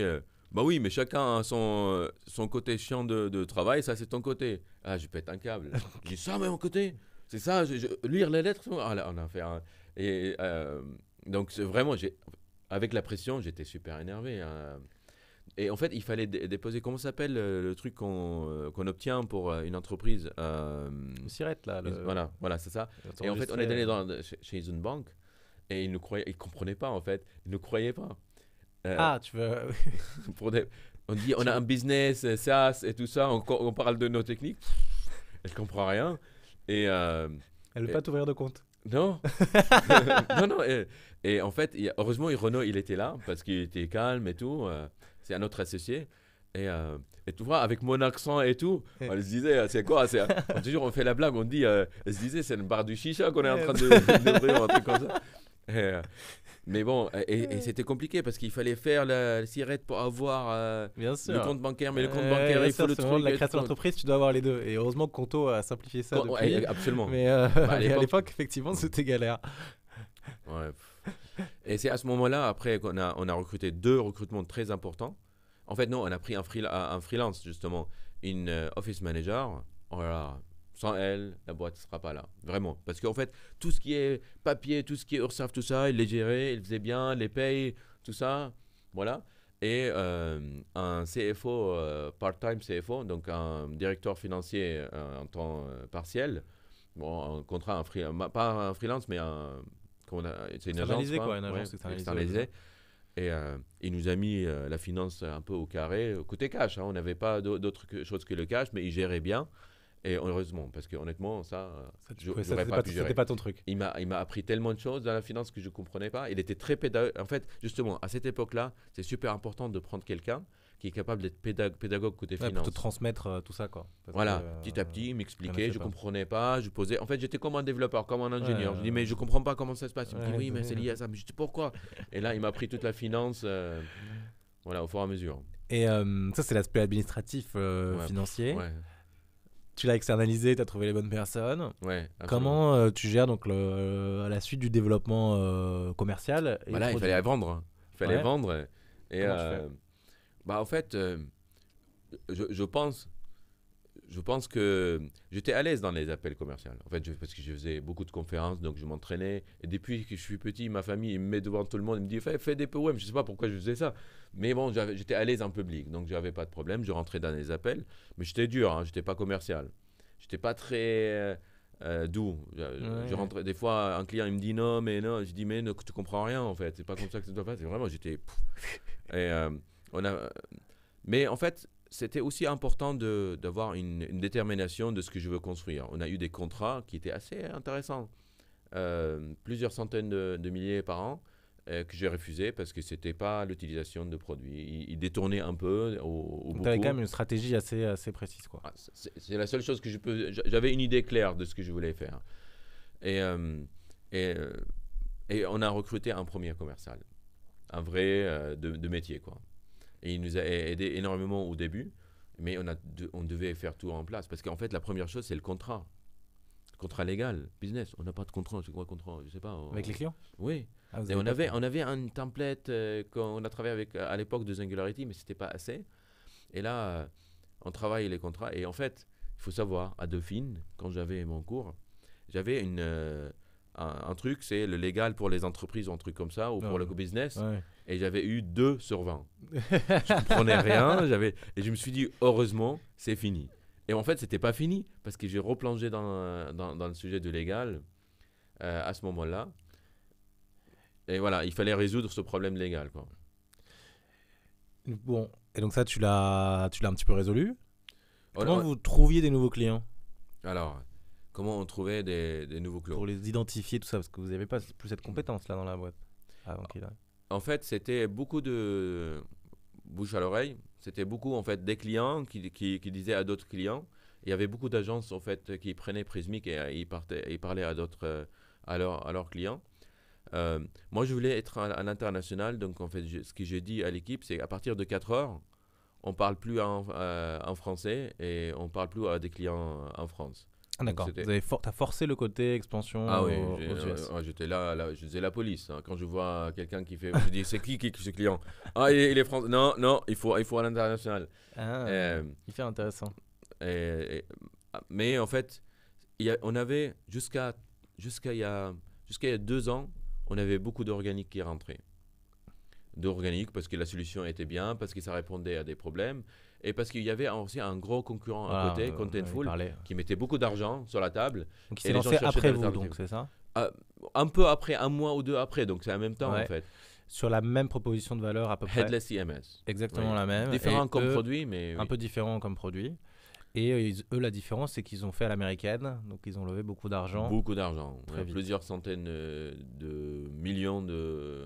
Et vous, à ce step-là, dollars. donc là, Rien. toujours rien, Notre jusqu'à propre il y a argent. deux, il y a 2 On ans. produit, on remet dedans. Quoi. Donc effectivement, pas la même. Non, non, non. Pas la même on dynamique. était- Mais en fait, c'est justement là, on s'est dit, mais comment on va Ça, c'est survivre, hein? difficile. Ça, c'est, ouais, Parce ça, qu'il c'est y a difficile. ce monstre à côté.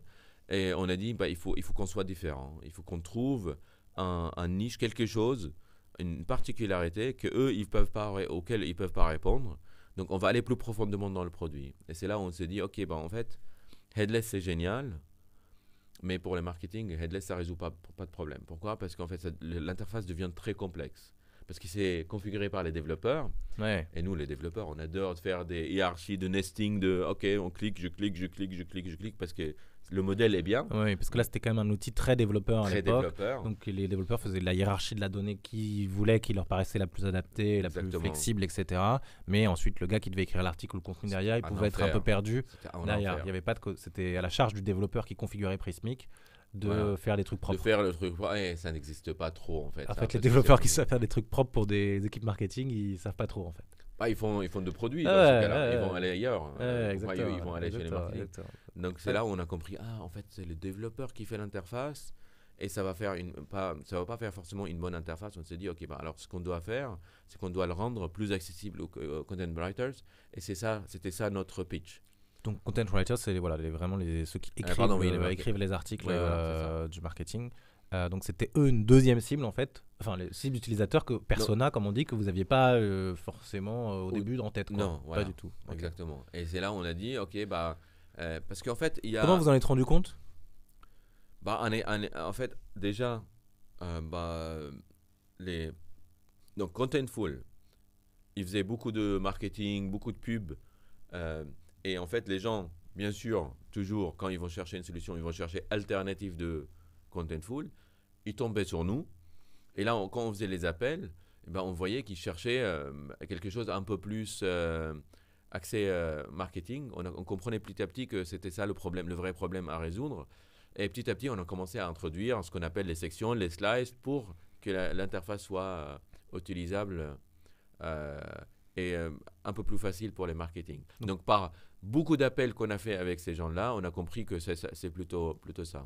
Donc ça, c'était à ce moment-là. Donc tu as fait cette nouvelle vision produit avec ton équipe et tout. Ça s'est bien passé. Enfin, c'était facile à défendre, facile à faire. Comment vous avez géré ce différenciateur du coup que vous avez créé face à... on a créé des trucs. Au début, c'était un peu complexe. Après, il y a Renaud qui est un UX, un expérience utilisateur. Il est spécialisé dans l'expérience utilisateur. Il l'a un peu simplifié. Il a pris le même concept. Il l'a un peu simplifié. On l'a sorti. On a un très bon designer aussi que j'ai pris de chez Singularity, de l'agence.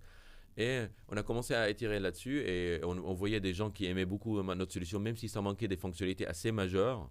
Mais ils le prenaient pour ce côté-là. Pour ce côté, donc user experience, voilà. Un peu plus. Et là, on a dit, c'est ça notre truc. C'est ça. Et en fait, vous êtes focus là-dessus. Et surtout, en fait, à l'époque, un CMS, ça peut répondre à plein de cas d'utilisation. Ça peut être pour une ATM, pour une machine de cash, ça peut être pour les pubs, ça peut être pour un site web, ça peut être pour une appli, ça peut être pour tout. Et en fait, personne n'osait dans le marché de prendre un truc et dire, nous, c'est pour ça. Et c'est là où on s'est dit, ok, on spécialise, on prend les sites web. Et si quelqu'un veut une appli, on dit non, c'est pas nous. Prenez n'importe qui, mais c'est pas nous. S'ils veulent faire autre chose avec, je sais pas, montre connectée, je sais pas, on dit c'est pas nous. Donc on voulait les sites web. Pourquoi? Parce que ça simplifiait pour nous et on peut faire une meilleure expérience pour l'utilisateur parce qu'on sait qu'est-ce qu'on gère. Et ça, vous l'aviez déjà fait avant? Vous étiez un peu minimaliste sur vos fonctionnalités à développer Non, on partait dans tous les sens parce qu'en fait, quand on est sur un monde comme le CMS, il y a beaucoup de choses intéressantes. Il y a le CMS, il y a l'A/B testing, il y a l'analytics, il y a des comment on appelle, de planning de publication. Il y a énormément de choses qu'on peut faire au-dessus. Il y a des formes et on partait dans tous les sens. Vous aviez codé plein de trucs dans tous les sens. Okay. Ouais.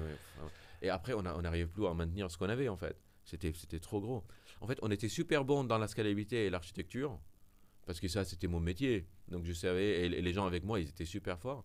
On était bon dans l'expérience utilisateur, mais on a fait trop de positionnement du produit par rapport au marché. Vous avez un peu trop couvert. Vous étiez dispersé et c'était dur à maintenir après. Et là, on a commencé à couper. Là, vous avez commencé à couper du coup. On a enlevé.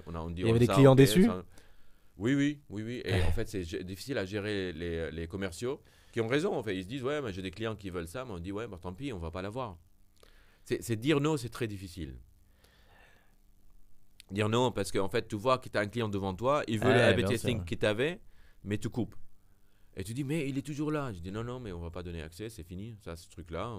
On va faire déjà le core, vraiment le petit core, le minimaliste qui fonctionne bien et après une fois qu'on a bien réussi ça, on fera des trucs au-dessus.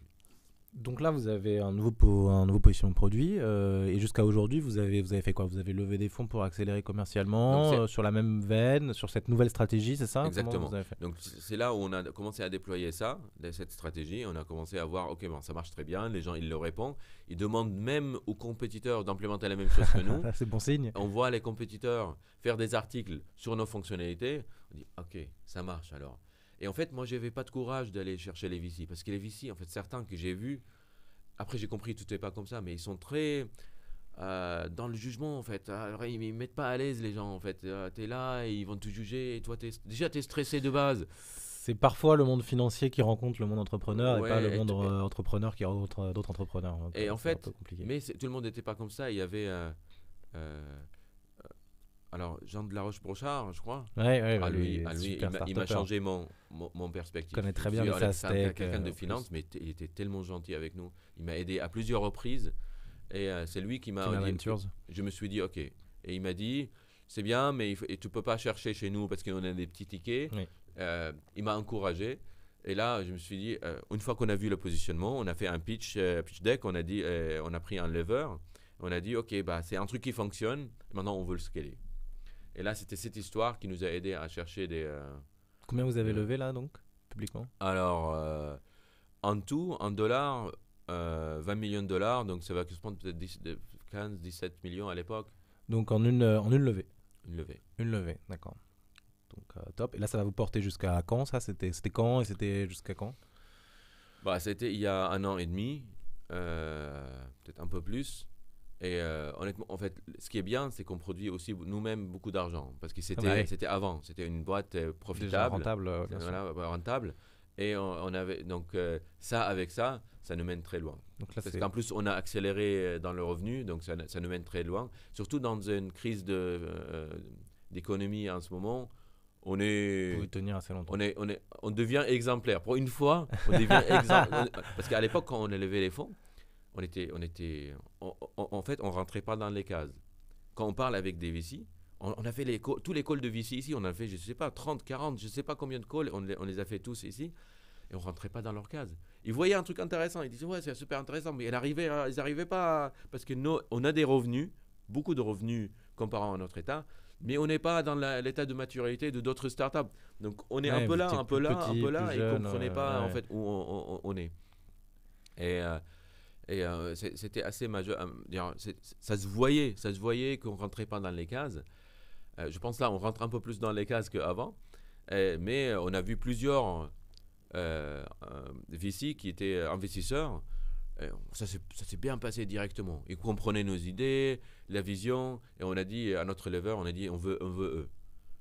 Et ça s'est fait. C'est ceux qu'on a choisis qui nous ont choisis aussi. Trop bien. Donc tu as réussi ta première levée d'entrepreneur. Après, C'était stressant. tout ça. Moi, jamais j'ai un problème avec le sommeil. Alors là, à ce moment-là, j'en avais. Vraiment, là, d'avoir tout le monde j'avais qui du signe mal dans les parce temps, que voir les je gens. vois tellement de monde. J'essaye de comprendre qu'est-ce qui se passe, qu'est-ce qui est bien, qu'est-ce qui est pas bien. Le lever, il était confiant. Mais moi, j'étais pas confiant. Parce qu'en fait, quand je parlais avec les VC, ça, c'est stressant et j'arrivais pas à articuler ce que je veux comme idée. Donc, c'était assez dur comme expérience. Mais Et là, vous continuez sur cette roadmap là, du coup, c'est sur cet axe produit Exactement, et vous cherchez à accélérer les features et avec un commercial. positionnement très clair, voilà, c'est ça. Et ça fonctionne super bien. Trop bien. Est-ce que pour finir là, tu pourrais revenir un peu sur des erreurs que tu aurais faites ou des galères que vous auriez rencontrées? Tu m'as parlé de quelque chose sur Scala, en fait, le langage de programmation. Ouais, il y en a plein, hein, des Ouais. erreurs. Alors, Scala, en fait, non, en fait, quand les choses fonctionnent très bien, parce que voilà, on avait des problèmes et ça ressemblait à des problèmes des gens, bah, tout est un peu facile. Pour moi, Scala, c'était le meilleur langage de programmation dans ma tête, hein, parce que moi, j'adorais Scala, c'était sophistiqué, c'était bien. Mais c'était pas le langage pour développer des sites web, c'est sûr. Mais moi, je voulais pas l'admettre. Moi, Scala, c'est le truc. Donc, j'ai fait, en fait, on fait ce qu'on appelle des kits de développement. Et c'était très orienté Scala. Parce que dans ma tête, Donc pour un développeur qui veut un peu modifier, qui veut configurer Prismic, du coup. Voilà, et il fallait utiliser un forcément kit, un petit mais peu de qui est Scala. un peu fait. Non, mais comment c'était fait, Ouais. c'est pas très adapté pour JavaScript. D'accord. Qui est le langage de programmation universel de- aujourd'hui pour le web. Universel.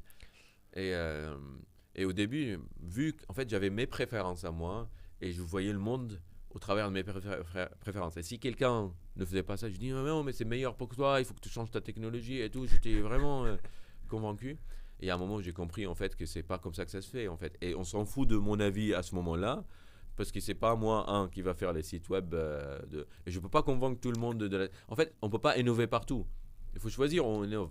Mais si on commence à pousser trop de choix différents pour les clients, ça va pas fonctionner. Et c'est là où je donnais ce côté-là à quelqu'un qui est beaucoup plus dans le JavaScript. Et on a refait et ça fait un C'était changement quand? C'était majeur. après avoir spin-off? Après le Vous avez dû spin-off, juste refaire tout après. le... Tout le kit, on l'a tout refait le en, kit. en JavaScript, oui. Et c'était un choix qui nous a aidé énormément dans la progression de la boîte. Et t'as fait un petit peu d'autres galères ou d'autres apprentissages sur toi pendant toute cette période? Ah oui, on a plein. En fait, par exemple, quand on était... il y a des choses, par exemple, dans l'organisation, euh, je pense que j'avais peur de lâcher, en fait. Hmm. J'étais dans tout ce qui Le se passe. contrôle. Voilà, contrôle. Ah oui, c'est ça, c'est ça. Et je croyais que c'était bien, en fait. Je contrôlais tout.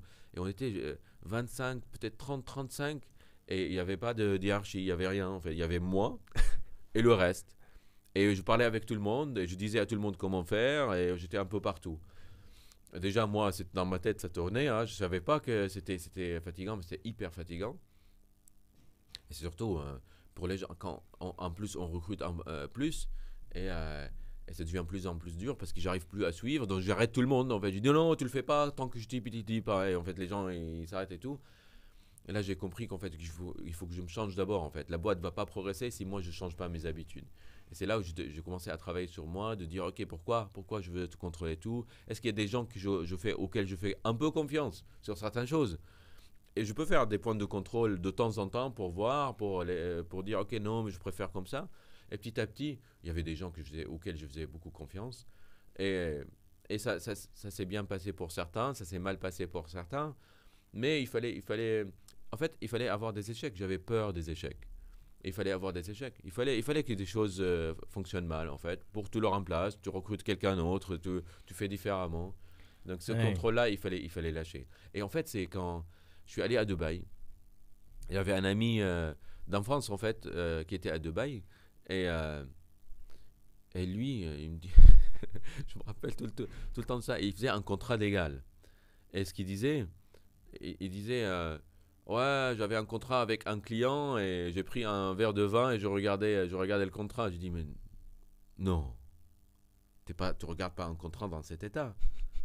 Il me dit, si, pourquoi? Je dis, mais comment et en fait, il était plus développé que moi. Sa boîte, elle ramenait plus d'argent. Et en fait, c'est là où j'ai compris. En fait, il faut relâcher. C'est le relâchement qui fait le business. Un peu d'intuition, un peu de relâchement. Mais c'est pas le contrôle, c'est pas le développeur. C'est pas, oh là là, Le développeur, en tant que développeur, on aime bien contrôler son univers, avoir tous les frameworks, tout C'est pour ça maîtriser qu'on de A à commence. Z. Ouais. Et en Donc fait, là, non, c'était le non. relâchement. Et ça m'a appris énormément. Je me suis dit, ok, je veux pas grandir si je continue à faire ça. Et le contrat qu'il a signé avec le verre de vin, du coup, c'était un bon contrat ou pas? Bah oui, il avait Pas eu de problème. Bon, ah attends, oui, très bien. Alors, l'histoire, c'est bien il finie. était bon. Non, mais c'est ça en fait. Et, il faut relâcher un peu. Alors, moi, je fais pas comme ça, mais il faut savoir faire confiance aux gens. Il faut savoir faire des échecs pour qu'on puisse apprendre et laisser les autres aussi faire des échecs. Mais bon, voilà, quand Ça, on est c'est dedans, on lâcher le voit prise, pas. ouais. Lâcher Trop bien. prise. Et tes employés t'ont quand même suivi, du coup, même quand tu étais dans ces phases-là de très contrôle, où il y a eu des tensions, ils te le faisaient ressentir ou... Il y avait des tensions, je me Il y avait rappelle, des il y avait des tensions. tensions avec certains. Il y a certains qui me suivaient. Il y avait des batailles tout le temps. Ah, c'était Et la moi, bataille sur les j'étais features tout le temps. Ouais. Et il y avait des batailles, mais on arrivait à parler beaucoup en fait. On arrivait à revenir, à dire pourquoi on a ça, mais c'était très bruyant. Alors, aujourd'hui, on est dans un meilleur monde. C'était super bruyant. Sur n'importe quoi, on faisait des discussions longues. Ah, pourquoi? Non, non, on fait pas ça. Vraiment, c'était dur. Il y avait plein d'autres galères. Hein. Il y avait, en fait, je me rappelle au début, avant le spin-off, donc on avait en fait mis quelque chose pour quand il y a une machine qui tombe, ça nous appelle sur le téléphone. Quand ouais, un de vos serveurs Voilà. buguait pour une certaine raison. Ouais. Et en fait, j'ai passé une période où le téléphone sonne tout le temps parce qu'il y avait toujours des machines qui tombaient en fait. Il y avait toujours des serveurs qui lâchaient. Et je me réveillais la nuit avec en plus la sonnerie c'était horrible. C'était et moi je me réveille, je cours. Ok, il y a des clients, il y a tout ça.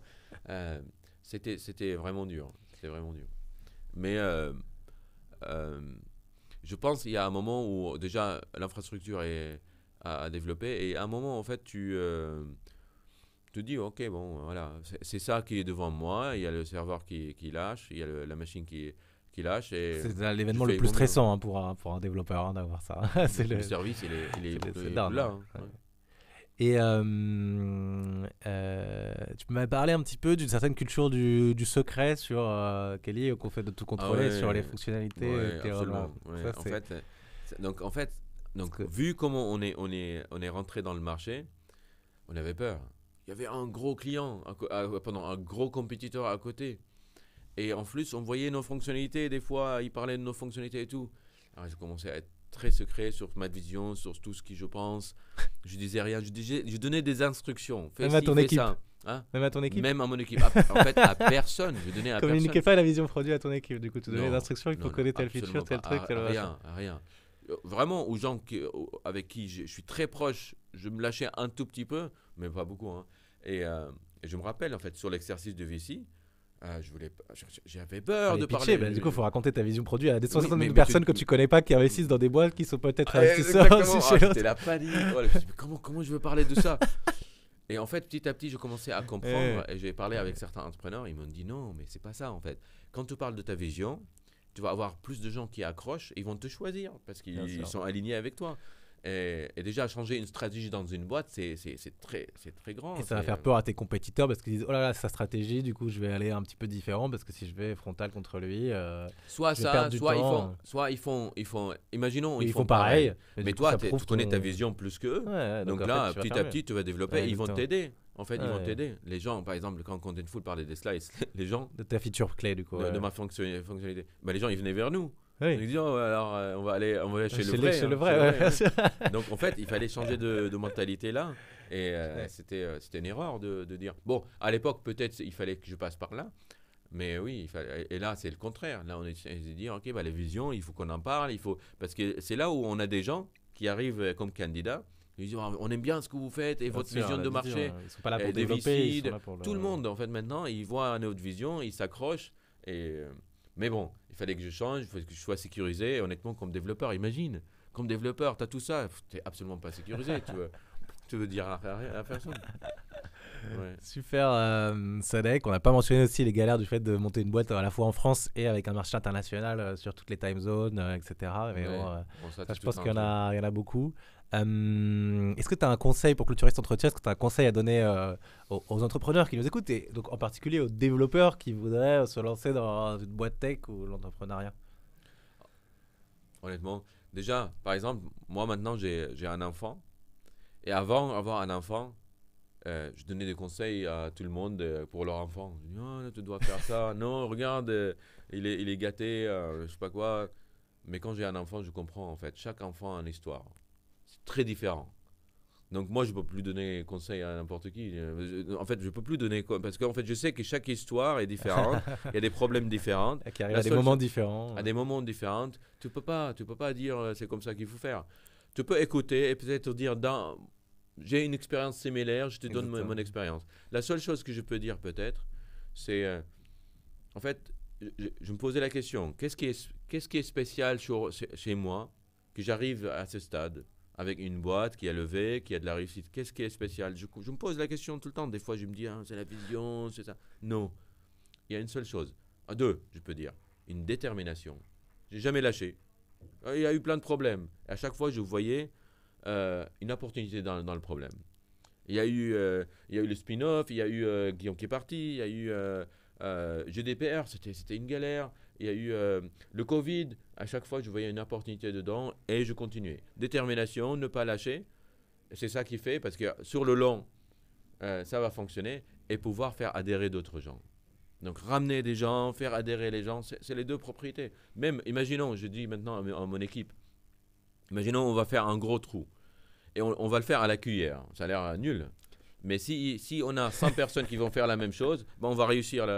On s'en fout. On s'en fout si c'est la bonne Si manière. tu réussis à ou vendre si la il y a vision du meilleur- trou et que tout le monde est chaud pour faire le trou, après on trouvera la meilleure manière de le faire, peu importe les galères, effectivement. Voilà, si tout le monde adhère et on va pouvoir faire, on va faire le trou. Et c'est ça qui est important, c'est que il faut que les gens adhèrent et il faut une détermination de ne pas lâcher. Et même si c'est la mauvaise, c'est pas forcément la bonne idée, on va apprendre sur le chemin, on va avoir des techniques et on va le faire. C'est un super conseil, c'est vrai que je donne souvent à plein d'entrepreneurs qui arrivent avec une idée. Si votre idée elle est pas sexy au point de convaincre d'autres gens, si votre vision elle est pas sexy, si vous voulez faire un petit truc qui résout un petit machin, mais quand vous en parlez à d'autres gens qui connaissent et qui n'ont pas un peu les yeux qui brillent, vous réussissez pas à allumer ça chez d'autres gens, c'est difficile, c'est très difficile. Voilà, on n'arrive pas à vendre son idée. Et en fait, avant, je donnais beaucoup de crédit à l'idée. Après, je me suis dit non, c'est pas l'idée, il faut l'implémentation et tout. En fait, il faut l'idée pour faire adhérer les gens. Il faut la vision. La vision, pour faire adhérer les gens. Après, on va trouver au fur et à mesure les bonnes solutions, les bonnes choses. Il faut bien sûr itérer, mais il faut pouvoir attirer les gens parce que les gens, ils ont plein d'opportunités partout et il faut qu'ils croient en ça. Moi, j'ai des gens super talentueux qui ont fait plein de boîtes intéressantes et ça fait 5 ans qu'ils sont là, 6 ans qu'ils sont là, 8 ans qu'ils sont là et ils n'ont pas lâché. Et c'est ça, il faut attirer, il faut être un aimant. Et écoute, merci beaucoup Sadek pour cet super entretien et à bientôt et bon courage pour la suite de Prismic. Merci à toi, c'était super intéressant, j'aime bien le concept. Salut.